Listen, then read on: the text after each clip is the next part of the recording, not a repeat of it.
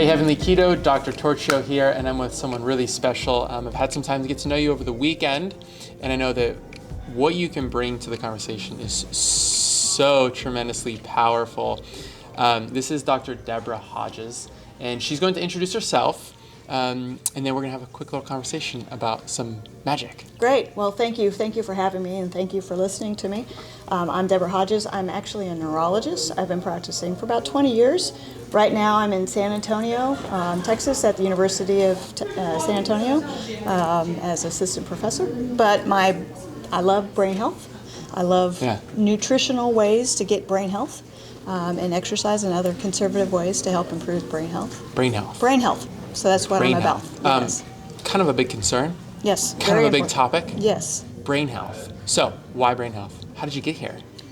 Well, obviously I know the importance of the brain as a neurologist, but I've also watched, my parents get older, the community get older, and what bad brain health does is it's scary. And so anything that we can do to kind of hack into improving your brain is important. So whether it's migraines, Alzheimer's, Parkinson's, or multiple sclerosis, anything that we can do to help improve or prevent problems with the brain. Great. So you brought up a lot of really powerful things, conditions and symptoms and things that you brought up. Now, talk to us a little bit about why should we not wait until the symptom shows up, or how are you teaching your patients and teaching the communities of how to, should we be proactive? When do we start? How do we start? What do we do? Well, so Alzheimer's is what most people are most concerned about. Absolutely. And the pathology in Alzheimer's brains actually occurs 30 years before the symptoms start. 30 years. So by the time you found out,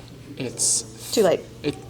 Or at least you already have symptoms, you already have signs in the brain. 30 years. 30 years. That in itself, we could stop this whole conversation. It's mind-blowing to me. Yes. Pun intended. Yes. Unfortunately, it is. 30 years. Yeah. Okay. Just staying on the Alzheimer's conversation and topic, how do we start young? Shed some light on this. What can we do today? What can the viewers do today to work towards being prophylactic, prevention? So, I think that's obviously a very big topic. Huge. And so, a lot of it is nutrition, working on whether, we're big advocates for a ketogenic diet or ketones in the body, but it's also removing some of the toxins, the inflammatory foods, the omega-6 fatty acids, and start increasing the omega-3 fatty acids. It's also about, exercise, getting anything to help the brain, but nutrition is key, and, getting off the processed foods, all the bad stuff out there, the gluten, if that's you have issues certainly. with, carbs, grains, and start thinking more about healthy fats, so the coconut oils, MCT oils, and the ketones, ketogenic diet. So this is the big shift, right? And people understand the value of good, healthy fats. Right. Absolutely. Right. And I love that you're bringing up it's seemingly obvious things. And we need those reminders. Yeah. Okay? Now, let's switch gears a little bit. Now let's go to the ketone conversation. Sure. Because what we're doing is we're teaching our community how to live this ketogenic lifestyle. So because of your research and your knowledge, how are ketones specifically a major ingredient into baking the perfect healthy brain? So ketones are a different fuel source for our body. You guys probably already know that. But it is actually the preferred fuel for the brain. Yeah. So if you have ketones in glucose and uptake in the brain's going to use the ketones first. This is studies that Dr. Ketones done. And so it kind of fills the gap. As we get older, we're not able to use glucose in the brains as well. Alzheimer's, you're not able to use glucose as well. And just with aging, we're not able to use glucose in the brain as well. And ketones are able to be uptake into the cells in the brain. How fast? I don't know, but it works. Give me an idea. So, it works. It doesn't take insulin to take it into the cells, so it uptakes it directly and without having to have another molecule bring it in. And so if you have enough in your system, in your brain, it's going to go right in. It's going to go right in. Yeah. It's so cool. It is very cool. Give me a ninja move. What's a ninja? We always say ninja moves. So something simple, a ninja move. If someone is wanting to upregulate their brain energy by using ketones, how do they do it? So there's so you have MCT oils, and then we also have ketone and exogenous ketones that we Exogenous use. ketones, yeah. So exogenous ketones are the body's natural ketones that is made into a chemical that you take, and so it upgrades the ketones in your system just by drinking it. What's the difference between a good exogenous and a bad exogenous? So Because, there's a lot on the market. So so we work with Prove It, which is the only bioidentical form of ketones to the market, which is the form that our body uses.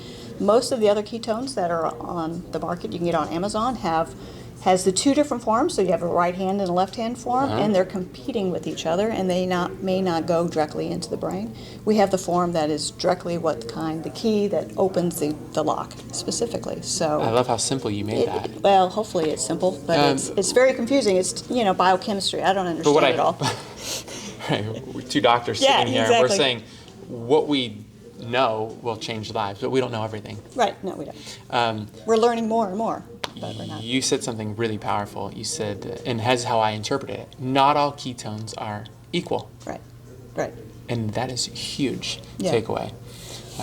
I mean, you can get a hamburger at McDonald's or you get a hamburger at steak place. Which would you rather have? And so, how good is the ketones are important, because if they're not getting into the system, you're just wasting them. So yeah, absolutely. From your experience, how safe or when can someone start using ketones? Can children use them?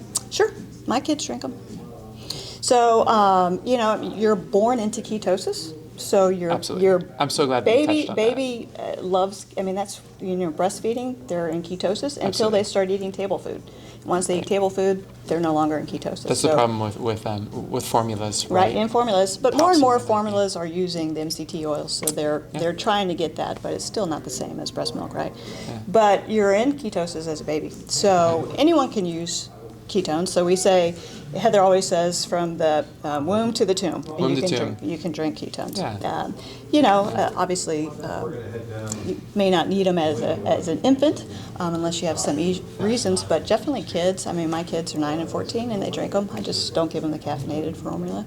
Yeah. And it's something I've found for we're trying to help not only ourselves, but we're trying to share this information with the world, and it's hard to shift someone into a ketogenic lifestyle.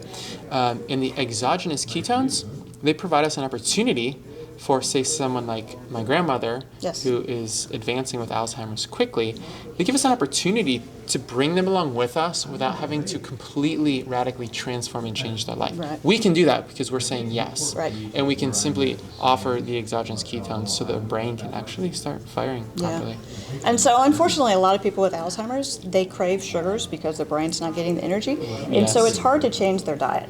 Because, and there's some arguments they're just not worth fighting. Mm-hmm. And so using this, the ketone supplement, or MCT oils, gives that brain what they need. Yeah. And then it may turn down their cravings for sugars, and you can start implementing a little bit more, fats or healthy fats, and changing the diet a little bit.